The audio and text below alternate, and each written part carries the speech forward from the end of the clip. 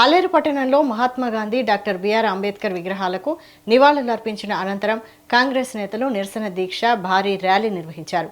BJP పాలనలో దేశవ్యాప్తంగా ప్రశ్నపత్రాల లీకేజీలు పెరిగి కోట్లాది మంది విద్యార్థుల భవిష్యత్తు ప్రమాదంలో పడిందని ఎమ్మెల్యే బీర్లా ఐలయ్య ఆరోపించారు.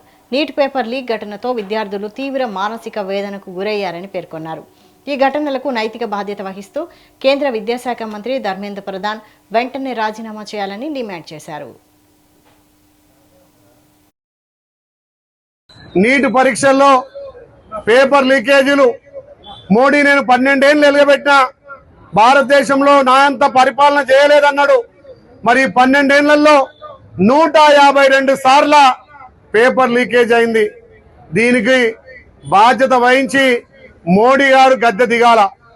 నిజంగా ఈ దేశ యువతను బుగ్గిపాలు చేసినటువంటి 21 మంది విద్యార్థులు ఇలా చావు కారణమైనటువంటి కేంద్ర విద్యాశాఖ మంత్రి ధర్మేంద్ర ప్రధాన్ గారిని ఎమ్మడే తక్షణమే బర్తరఫ్ చేయాలి.